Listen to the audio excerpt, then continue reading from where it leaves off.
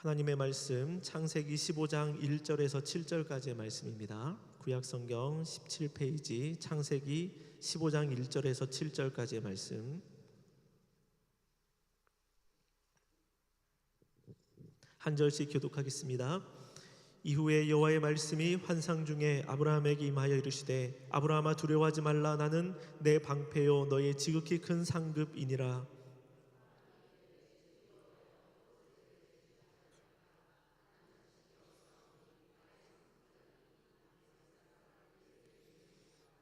아브라함이 또 이르되 주께서 내게 씨를 주지 아니하셨으니 내 집에서 길린 자가 내 상속자가 될 것이니이다.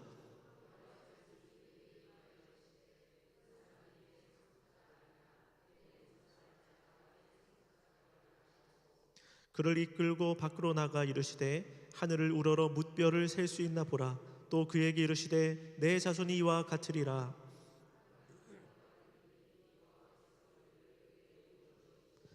또 그에게 함께 있습니다. 또 그에게 이르시되 나는 이 땅을 내게 주어 소유를 삼게 하려고 너를 갈대아인의 우르에서 이끌어낸 여호와니라. 아멘. 할렐루야. 저녁 하나님을 찾는 자리 가운데 잘 나오셨습니다. 우리 사랑하는 친구들 또 청년들 주변에 있는데 보시면서 박수로 격려하도록 하겠습니다.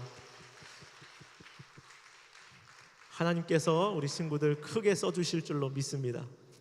또한 새벽에도 보시고 철야에도 나오신 가장 첫 시간과 우리 교회 가장 마지막 시간까지 자리를 지켜주시는 분들도 계시고 직장을 다녀오셨다가 또 공부를 하다가 하나님 앞에 나온 분들이 있습니다. 서로 우리가 격려하고 또 오늘 기도로 또 하나님을 경험하기를 위해서 서로를 격려하는 그런 박수를 하도록 하겠습니다.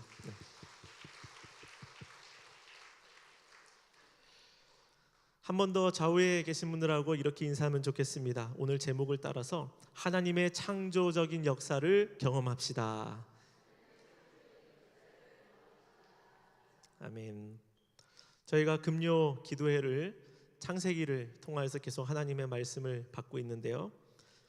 전체 주제 가장 큰 금요 기도회의 큰 주제는 밖에 현수막을 보셨는지 모르겠습니다. 큰 주제가 바람처럼 불처럼입니다. 이것은 초대교회 오순절 마가의 다락방 가운데 성령께서 임하실 때 나타났던 현상 중에 하나입니다. 그들이 모여서 하나님을 찾고 뜨겁게 기도하고 있을 때에 급하고 강한 바람과 같은 소리가 있었다라고 기록이 되어 있고, 또한 사람들이 무엇을 보았냐면 불의 혀같이 갈라지는 것을 그들이 보았다라고 기록이 되어 있습니다. 그래서 바람처럼 불처럼, 이 자리가 바람의 소리를 듣고 불을 보는 그러한 자리는 아니지만, 그러나 마치 가장 중요한 것, 초대교회에 있었던 성령 하나님의 임재의 역사의 자리가 이 자리가 되어지기를 소망하는 마음으로 바람처럼 불처럼 이란 주제로 우리가 금요 기도회를 지속하고 있습니다. 하나님께서 우리에게 놀라운 성령 하나님의 역사를 충만케 하심을 보여주시는 그런 시간이 될 줄로 믿습니다.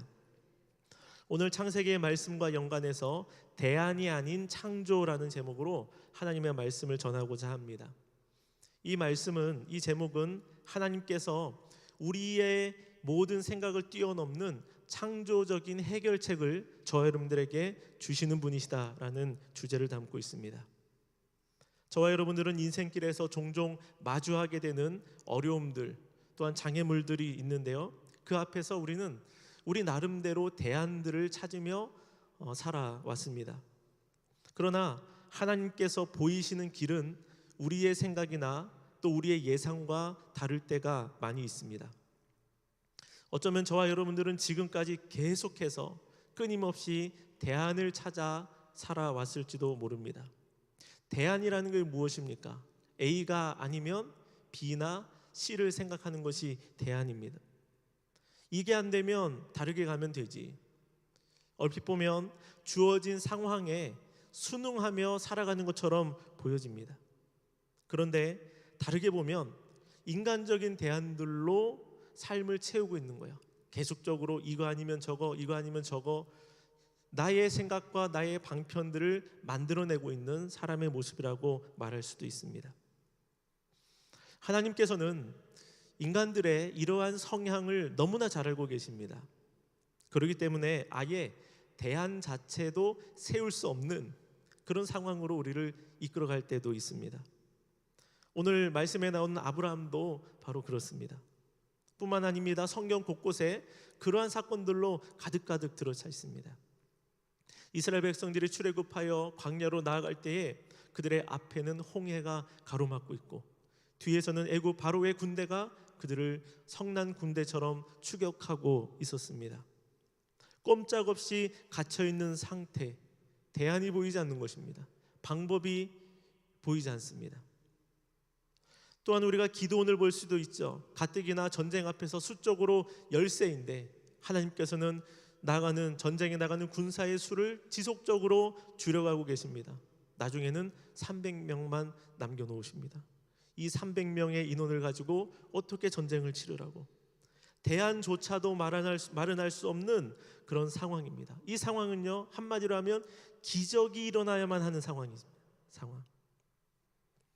그러니 우리의 입장에서 보면 얼마나 두렵고 답답한 상황이 되겠습니까? 솔직히 말하면 삶의 문제들 앞에서 저와 여러분들이 할 수 있는 가장 빠른 방법은 빨리 시간이 더 늦어지기 전에 대안을 마련하는 것입니다. 그러나 내가 생각하는 이 대안이라는 것이 하나님께서 아니라고 하실 때에는, 우리가 가지고 있는 생각이 하나님이 아니다, 그거 나의 생각이 아니다 라고 하실 때에는 너무 실망하지 마시기를 바랍니다. 하나님께서 더 좋은 것을 주시려 하는 것입니다.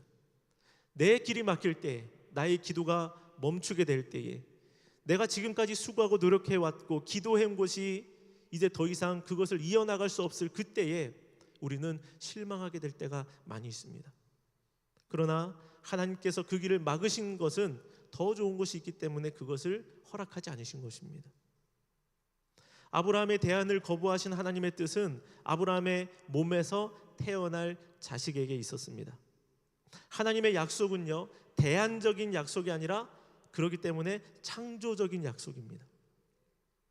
그렇다면 우리가 하나님의 이러한 행하심 앞에서 우리는 어떠한 자세를 가져야 할까요? 가장 첫 번째로는 사람의 지혜, 나의 지혜에는 한계가 있음을 우리가 알아야 하는 것입니다. 아브라함은 나름대로의 방법을 찾았습니다. 그도 지혜가 있기 때문에 자신의 상황을 충분히 살펴왔습니다. 그런데 아브라함의 입장에서는 답답할 수밖에 없죠. 왜냐하면 3절에 있는 말씀처럼 주께서 내게 씨를 주지 아니하셨으니, 하나님께서 아브라함에게 약속은 주셨습니다. 약속은 주셨고 이렇게 너로 큰 민족을 이루겠다라고 말씀을 해 주셨는데, 그런데 씨는 주시지 않은 것입니다. 약속은 임했지만 약속에 답이 나타나지 않고 있습니다. 오늘 본문상에는 없지만 원어상으로 보면 보라라는 단어가 이 문장 가운데 들어 있습니다. 다시 말하면 이렇습니다. 하나님, 나는 자식이 없습니다. 나의 상속자는 다메섹 사람 엘리에셀입니다. 보십시오, 주님께서 씨를 주지 아니하셨습니다. 하나님이 안 주시는데 내가 어떻게 하겠습니까? 내가 이 대안을 마련할 수밖에 없지 않겠습니까? 라고 말하고 있는 것과 마찬가지입니다. 아브라함으로서는 참으로 답답하고 기다리기 힘들 수도 있습니다. 아무 일도 일어나고 있지 않습니다. 그가 하나님의 말씀에 순종하여 떠난 지 10년이 지나가고 넘었는데 아무런 조짐도 없습니다.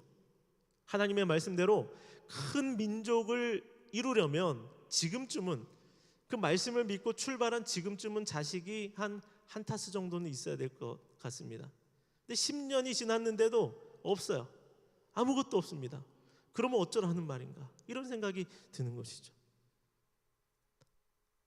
그래서 아브라함의 마음에서 싹트기 시작한 감정이 있는데, 그 감정은 다름 아닌 두려움이라는 것입니다. 1절의 말씀을 보면, 이후에 여호와의 말씀이 환상 중에 아브라함에게 임하여 이르시되, 아브라함아 두려워하지 말라, 나는 내 방패요 너의 지극히 큰 상급이니라. 아멘. 하나님께서 아브라함의 감정을 읽으셨습니다. 그의 마음속에 두려움이 있습니다. 아브라함아, 두려워하지 말라. 두려워하지 마라. 아브라함이 무엇을 두려워하고 있을까요? 어떤 사람들은 바로 앞부분에서 전쟁이 있지 않았습니까? 아브라함이 보복을 당할 것이라는 이 마음 가운데 그가 두려움에 빠져 있었을 것이다. 이런 마음, 이런 해석을 하는 분들도 있습니다. 그러나 문맥상으로 보면 전쟁의 두려움이 아니라 상속자가 없다는 두려움이 컸던 것입니다. 왜냐하면 아브라함이 하나님께서 이렇게 말씀하셨을 때 상속자 이야기를 꺼내었기 때문에 그렇습니다. 아브라함아, 두려워하지 말라. 내가 너의 지극히 큰 상급이다라고 얘기했을 때 그가 상속자의 이야기를 하나님 앞에 하게 되는 것입니다. 그러면 아브라함의 두려움의 주제는 무엇입니까? 자기 후사의 문제였습니다. 그것 때문에 스트레스가 컸을 수 있습니다. 그나마 가능했던 방법이나 소망이 시간이 갈수록 점점 하나씩 둘씩 사라져가기 때문에 그렇습니다. 이러다가는 자식 없이 가겠구나라는 생각이 점점 들어왔을 수 있습니다. 약속이 현실에서 멀어져 갈 때, 미래에 대한 소망이 보여지지 않을 때 사람들은 두려움에 빠질 수 있습니다. 개인마다 그 두려움의 종류들은 다 다를 수가 있지만 두려움을 대하는 자세는 대부분 비슷한 것 같습니다. 이것을 해결하기 위해서 또는 이것을 극복하기 위해서 나름대로의 방법들, 오늘 말씀의 주제대로라면 대안들을 사람들이 찾는 것입니다. 최고의 길을 모색을 하려고 합니다. 인간의 눈으로 볼 때는 매우 합리적인 선택이에요. 틀려 보이지도 않습니다. 이 아브라함의 이 이야기는요, 상속자가 다메섹 사람 엘리에셀이다 라고 말씀하는 이 부분은 훈훈해 보이기도 합니다. 왜 그렇습니까? 조카 롯이 아니라 자기 집에서 길리운 자 다메섹 엘리에셀을 후계자로 상속했다는 것, 이것은 아브라함이 혈연까지도 지금 넘어가고 있는 거예요. 내 핏줄이라고 해서 롯에게 주는 것이 아니라 내 소유와 내 재산을 이 엘리에셀이 더 잘 관리를 할 것이다. 엘리에셀이 나는 더 낫다라고 생각을 한 것입니다. 혈연도 뛰어넘은 그런 대안이고 결정이었습니다. 그런데 우리가 분명히 알아야 될 것이 있습니다. 그것이 무엇이냐면 합리적이라고 해서 그것이 정답은 아닙니다. 합리적인 것과 성경적인 것은 분명히 다릅니다. 어떤 상황에서는 합리가 또 이성적인 것이 도리어 신앙을 공격할 수도 있습니다. 훗날 하갈을 통해 얻은 그 사건이, 아들을 얻은 그 사건이 이해가 됩니다. 당시에 비일비재했던 후사를 얻는 방식 중에 하나였습니다. 합리적입니다. 또 그 시대 상황으로서는 아무런 문제될 것도 없습니다. 도리어 권장할 만한 그런 일이었습니다. 그러나 신앙적으로 보면 그 합리적인 방법이 하나님의 뜻을 반하는 행동이 되어버렸다는 말입니다. 아브라함은 더 기다렸어야 됐습니다. 하나님을 더욱더 의지했어야 했습니다. 하나님은 이 일을 통해서 하나님 되심을 드러내고 계시기 때문에 그렇습니다. 우리가 여기서 하나 짚어야 될 부분이 있는데 그것은 무엇이냐면 사례의 불임은 하나님께서 아브라함의 집에 태의 문을 닫으신 것이 아니라 태의 문이 닫힌 아브라함의 가정 가운데 하나님이 기적을 행하고 계시는 부분이라는 사실입니다. 하나님이 막으시고 이런 일들을 진행하시는 게 아니라 원래 아브라함의 집은 후사가 없었습니다. 후사를 만들기가 쉽지 않았습니다. 그런 집에 하나님이 찾아오셔서 역사하고 계시고 하나님의 하나님 되심을 나타내고 계시는데 아브라함이 원하는 방식이 아니라 누구의 방식대로? 하나님의 방식대로, 이것입니다. 우리는 잘못하면 하나님께서 성도의 고난을 의도적으로 연장시키시는 거 아닌가, 어찌 보면 좀 괴롭히려는 거 아닌가 이렇게 생각할 수도 있는 것입니다. 내가 당사자가 되면 충분히 그렇게 생각할 수도 있습니다. 그러나 분명한 것은 우리의 한계, 우리가 감당할 수 없는 그 일들이 분명히 있는데 하나님께서는 그것을 통하여 일하시면서 하나님이 하나님 되심을 우리에게 보여주고 계신다는 사실입니다. 저와 여러분들은 내가 생각하는 대안의 한계점을 분명히 인지해야 됩니다. 롯의 소돔 행도 그랬죠. 롯은 굉장히 똑똑한 선택을 했다고 생각했을 것입니다. 함께 거주하기가 땅이 좁았고 두 사람의 소유가 심히 많았을 때에 아브라함은 하나님의 뜻을 따랐지만 롯은 자기가 생각하는 가장 좋은 대안으로 소돔 땅으로 들어갔습니다. 그러나 그의 선택은 전에도 말씀드렸듯이 최악의 선택이 되어버렸습니다. 전쟁의 포로로 잡혀갔고 자신의 재물을 다 빼앗기게 되었습니다. 롯의 대안은요, 지속적으로 하얀 곡선을 그리게 되어 있습니다. 아브라함을 따라갔을 때는 굉장히 좋았어요. 그리고 아브라함과 함께하면서 롯도 부자가 되었습니다. 그런데 아브라함과 분가하는 그 순간부터 그는 그 인생이 곤두박질치기 시작합니다. 계속적으로 내려갑니다. 앞으로 보는 모든 사건들 속에서도 계속 내려갑니다. 소돔과 고모라의 심판 속에서도 계속 내려가고, 거기서 더 내려갈 일이 없겠다고 생각했지만 그 심판 후에 그의 딸들과의 일들로 인하여서 또 심각한 문제들이 발생하는 것을 우리가 보게 됩니다. 그런데 하나님을 붙든 아브라함의 삶은 어떻습니까? 하나님이 계속 끌어올리십니다. 계속 끌어올리세요. 롯과 분가한 그 순간부터 하나님께서 계속 잘되게 하시고, 그리고 4개국 연합군을 이기게 하시고, 거기서 끝내는 것이 아니라 하나님께서 멜기세덱을 통하여 축복하실 뿐만 아니라 오늘 이 자리 가운데서 또다시 아브라함을 만나셔서 환상 가운데 무뼈를 보게 하시는 놀라운 은혜와 역사를 베풀어주고 계신다는 겁니다. 그러므로 저와 여러분들은 우리 인간의 생각의 한계점을 분명히 알고, 내가 내 뜻대로 살아가고 내가 내 마음대로 살아가면 우리의 삶은 바닥을 향하여 갈 수밖에 없다는 것을 알고, 우리에게 있어서 참다운 정답이신, 우리에게 창조적인 사역을 만들어내시는 하나님을 의지하고 하나님의 계획을 신뢰하며 살아가는 저와 여러분들의 삶이 되시기를 축원드립니다. 고린도전서 1장 25절의 말씀에 이런 말씀이 있죠. 하나님의 어리석음이 사람의 지혜보다 더 지혜롭고 하나님의 약함이 사람의 강함보다 훨씬 강하다라는 그런 말씀이 있습니다.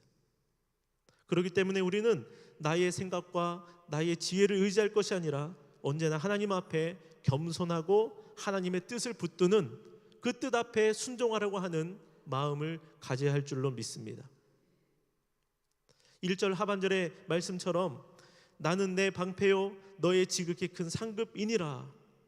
다른 것이 우리의 방패, 다른 것이 우리의 상급이 아니라 하나님이 나의 상급입니다 라고 고백하기를 소망합니다. 하나님의 손에서 나오는 상급을 바라보는 것이 아니라 하나님으로 인하여 기뻐하고 하나님이 나의 복입니다라고 생각할 수 있는 하나님의 사람이 되기를 원합니다. 그렇기 때문에 저와 여러분들에게 정말로 필요한 것이 무엇이냐면 탁월한 대안이 아니라 하나님입니다. 하나님이 있어야 됩니다. 다음으로 하나님의 행하심 앞에 우리가 가져야 할 두 번째 자세는 창조적인 계획을 가진 하나님을 신뢰해야 합니다. 하나님께는 계속적으로 창조적인 계획이 나옵니다. 창조의 역사를 하나님은 써내려가고 계십니다. 하나님께서 아브라함에게 말씀하셨죠. 아브라함아, 엘리에셀은 너의 상속자가 아니다. 사람의 좋고 나쁘고를 떠나서 하나님은 아브라함의 몸에서 후사를 계획하고 있습니다. 아브라함은 시간이 지날수록 확률이 줄어든다고 생각하고 있지만 하나님의 확률은 사람에 의하여서, 시간에 의하여서 좌지우지되지 않습니다. 하나님은 무에서 유를 창조하신 분이십니다. 말씀으로 또한 생각만으로도 모든 것을 이루실 수 있는 분이십니다. 그러므로 하나님의 역사는 창조의 역사입니다. 피조물들인 우리와의 극명한 차이점이 여기서 나타나고 있습니다. 인간은 창조적 사역을 하지만 하나님은 창조 사역을 하십니다. 우리 인간은 하나님이 만들어 놓으신 것들을 가지고 또 다른 무엇인가를 조합해서 만들어내는 그런 사역들을 하지만 하나님은 아예 아무것도 없는 가운데서 새로운 일들을 이루어 주시는 분이라는 사실입니다. 우리 인간은 있는 것이 필요하지만 하나님은 원재료가 필요치 않는 분이십니다. 아브라함과 사레의 이 부부 사이에서 후사가 나오기 위해서는 이들이 육체적으로 생산 기능이 유지되어야 합니다. 그런데 나이가 많다는 것이 문제입니다. 제가 궁금해서 인터넷을 한번 찾아봤습니다. 최고령 출산이 몇 세까지 있을까? 찾는데 되게 재밌었어요. 그런데 정확한 데이터는 아닐 수도 있습니다. 왜냐하면 들쭉날쭉한 인터넷 기사들이 너무 많았기 때문에 그래요. 그런데 그중에 그래도 반복적으로 나오는 것들을 좀 찾아보니까 이렇더라고요. 우리나라에서 최고령 노산 기록은 57세. 시험관 시술의 제왕절개로 출산했습니다. 2019년 인도에서 74세 여성이 쌍둥이를 낳아 화제가 되었습니다. 시험관 아기로 기증받은 난자를 통해 출산한 경우입니다. 그러니까 자연 임신이 아니죠. 세계적으로 최고령 자연 임신, 중국의 67세 여성. 출산 시에는 제왕절개로 아이를 낳았습니다. 이 중국의 이 할머니의 가정에는 18살 된 손자가 있다고 합니다. 네. 18살 난 손자는 누가 생긴 겁니까? 현대의학과 정밀의료기구가 있어도 고령의 임신과 출산은 어려운 일입니다. 아브라함 시대는 어떻겠습니까? 길 가다가 아브라함이 아직도 저 사람이 저 집이 후사를 기다리고 있대 하면은 미친 거 아니야? 이렇게 말할 수 있는 그런 시대였습니다. 사례는요, 나중에 훗날 장막 뒤에서 웃기까지 했습니다. 어이없기 때문에 그래요. 상식적이지도 않기 때문에. 그렇기에 하나님께서 아브라함에게 주시는 태의 열매는 대안적인 역사가 될 수 없습니다. 이것은요, 하나님의 창조적인 기적입니다. 사역입니다. 인간의 어떤 방법, 어떤 계산으로도 불가능한 이야기입니다. 학자들이 또 의사들이 수천 명, 수만 명 달려들어도 안 되는 거는 안 됩니다. 사람의 방법은요. 그렇기 때문에 아브라함이 대안을 생각했던 것은 어쩌면 우리의 눈으로 보면 지극히 당연해 보일 수도 있습니다. 그러나 하나님은 아니었습니다. 하나님은 그런 아브라함에게 다시 한번 하나님의 약속을 상기시켜 주셨습니다. 5절에 있는 말씀인데요, 5절 말씀을 같이 읽도록 하겠습니다. 그를 이끌고 밖으로 나가 이르시되 하늘을 우러러 뭇별을 셀 수 있나 보라. 또 그에게 이르시되 내 자손이 이와 같으리라. 아멘. 아브라함을 밖으로 데리고 갔습니다.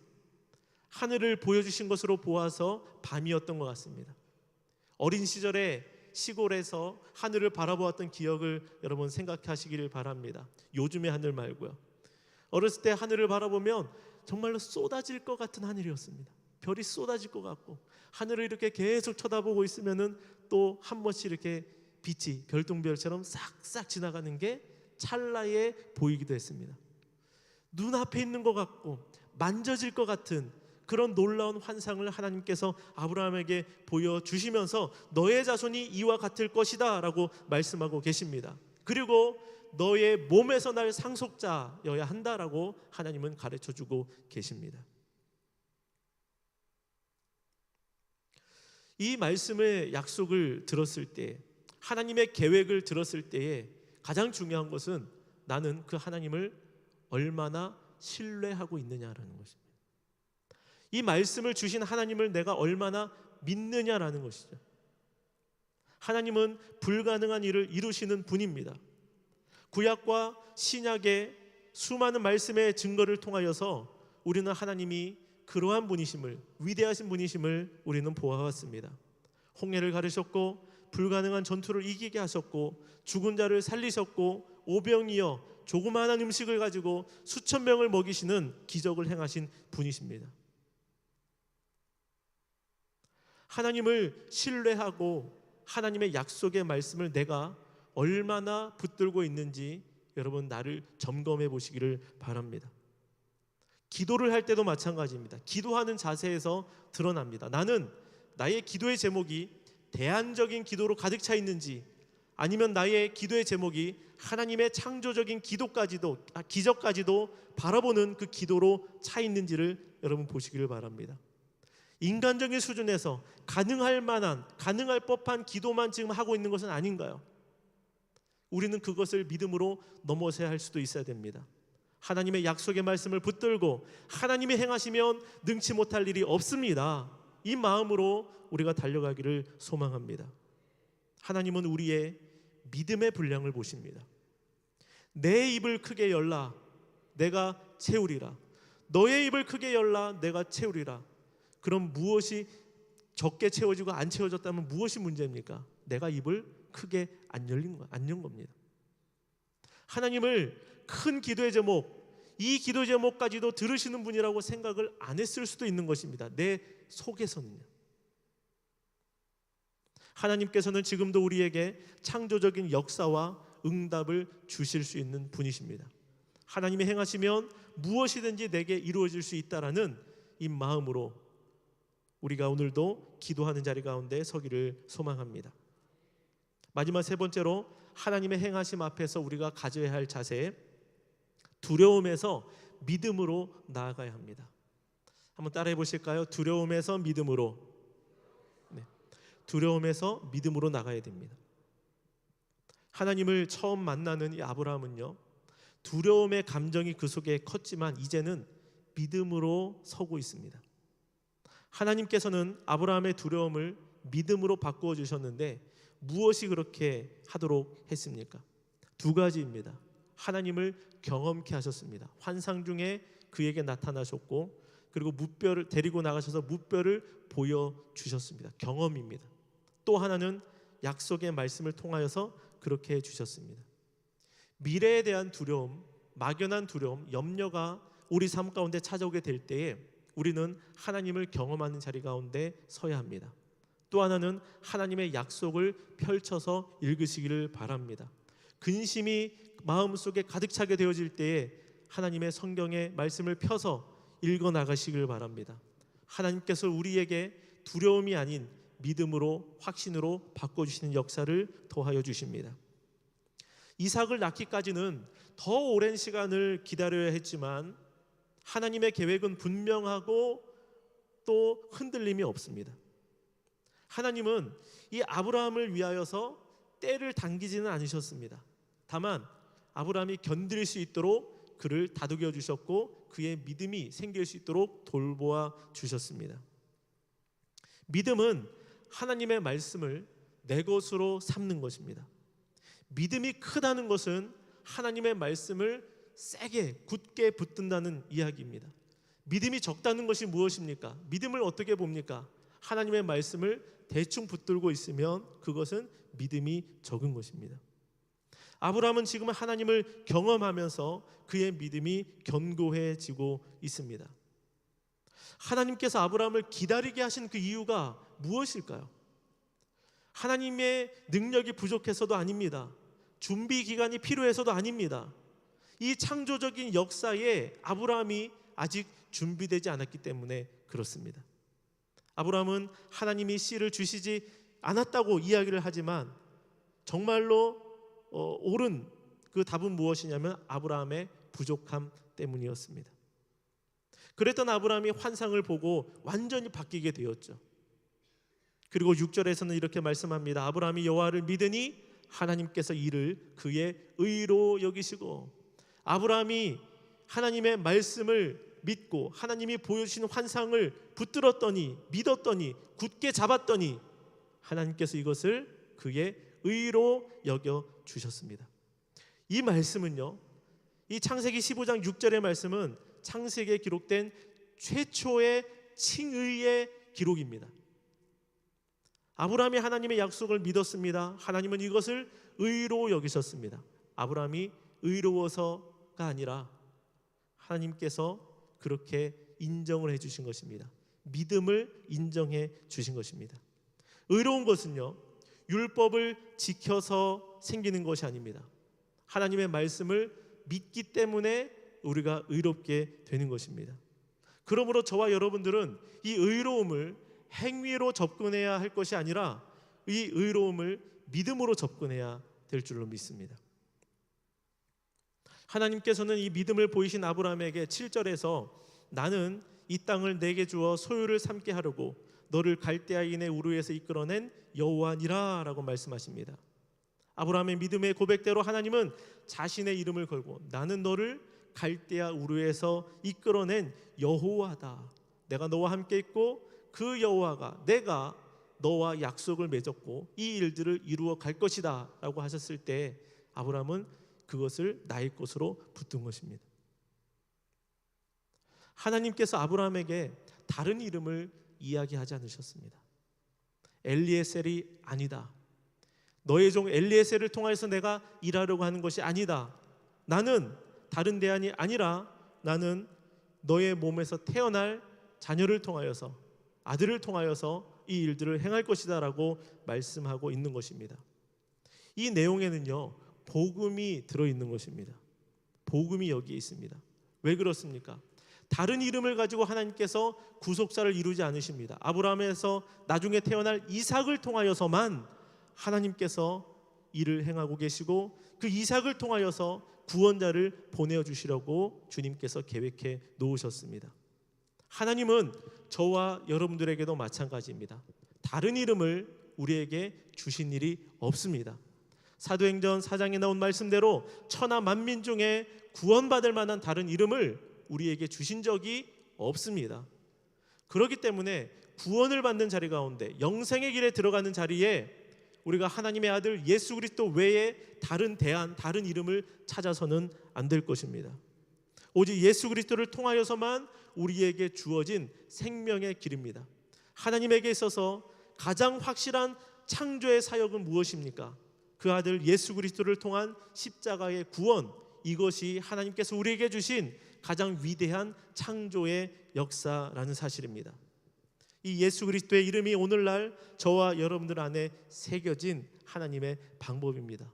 나에게는 창조의 역사가 없었는데, 이러한 기적과도 같은 일이 없었는데 왜 없습니까? 우리가 예수 그리스도를 믿지 않았습니까? 그것이야말로 하나님이 저와 여러분들에게 주신 놀라운 창조의 역사입니다. 이것을 끝까지 붙들고 믿음 안에 예수 그리스도만 붙들고 의지하며 살아가시기를 주님의 이름으로 축원드립니다. 오늘날 우리를 의롭게 만들고 의롭게 여기시는 포인트가 여기에 있습니다.